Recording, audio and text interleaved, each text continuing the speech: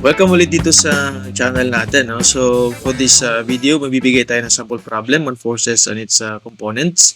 Basahin na natin yung sample problem natin. Resolve the force F into its components acting along the axis AA and BB if its magnitude is equal to 20 Newton. So, ito yung figure natin. Ito yung force F natin, which is 20 Newton. Tapos, meron na ding angles na nabigay dito. No? We have 80 degrees between B and F. And then, we have 60 degrees between A and F. Ang gagamitin natin dito, of course, kasi meron lang tayo isang force, tapos meron dalawang components na pinapahanap. Gagamitin natin is yung parallelogram method. So, yung parallelogram method, gagawa lang tayo ng isang parallelogram, no? Connecting the forces, and then yun yung diagonal niya is yung resultant force natin. So, ito yung dalawang forces na components. We have FB, tapos FA. So, yung ginawa natin, dinrawing lang natin na parallel dito sa BB axis and AA axis. So, ito yung mga given na angles. So, we have 80 between B and F, and then we have 60 between A and F. Tapos yung 40, kinuha na natin siya as the difference ng 180, which is the total sum ng pag may straight line kasi dito, no? Kung pag mayroon straight line dito, i-extend natin. So, yung total na angle dito is 180, no? So, since meron ka ng 80 tapos 60, so, ang matitira dito is 40 degrees, which is essentially similar lang dito, no? Tapos, similar lang din yung angle na to sa angle na to. No? Yun yung property ng mga lines natin, no? So, 60 dito, kasi similar lang yung dalawa. Similar lang din yung 40 tsaka 40. So, meron na tayo ng tatlong angles dito. We have 60, 40, and 80. Yung total niyan is 180 degrees. So, yung total, ito yung equation ng pagkuha ng total na sum ng interior angle. So, we have n minus 2 times 180. So, in this case, 3 yung sides natin, which is n. 3 minus 2, that's 1, times 180, 180 degrees. So, 60 plus 40, that's 100 plus 80, 180 yan lahat. No?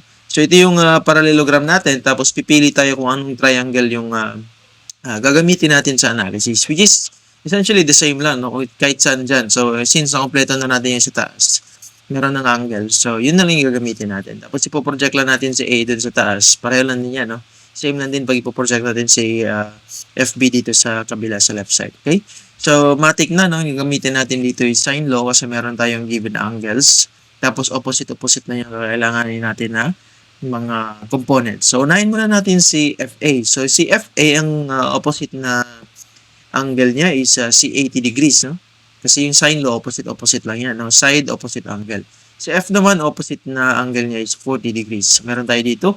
FA, ang opposite na angle niya is 80 degrees, no? FA over sine 80. Si F naman, opposite niya is sine 40. Tapos yun, algebra lang. Nililipat natin dito si sine 80. So, magiging, ito na, no? 20 Newton kasi 20 Newton si F times sine 80 divided by sine 40. So, i-confirm lang natin yung answer natin. So, that's 20 times sine 80 divided by sine 40.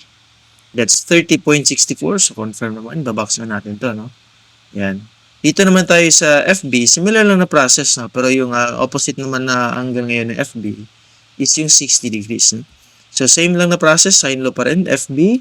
Tapos, yung opposite is sine 60 equals F over sine 40, which is yung opposite na angle ng F. Tapos ito, algebra lang. Ililipat natin dito si 60 sa kabila. Tapos substitute natin yung value ng 20 Newton. Tapos yun, sine 60 over sine 40. Tapos yun, ito na yun. Hindi natin sinulog muna dito yung final answer ng FB. Ito ay bibigay natin, no, sa iyo, no? Para sagutan. Tapos pag nakuha mo naman yung tamang sagot, i-comment mo dun sa comment section natin. Tapos yung first 5 na comments, no, na tama yung sagot, bibigyan natin ng surpresa. Dun, i-acknowledge natin dun sa comment section kung sino man yung top 5 or first 5 na comments na tama yung sagot. Tapos, yun, ano lang natin, no? Chat lang natin dun sa FB page natin. Tapos, bibigyan natin ng konting gantimpala dun sa makakakuha ng tama sagot. Okay? So, solve nyo lang to, no, sa calculator. Tapos, yun, bigay nyo sa comment section, nilagay nyo, sulat nyo sa comment section, tapos i-acknowledge natin kung tama man. Okay? So, I think yun na yun, no, para sa sample problem natin. madali lang talaga, no, yung mga forces and components na topics sa statics natin. So, yun. Thank you again for watching and see you sa mga next sample problems natin dito sa channel natin. Thank you!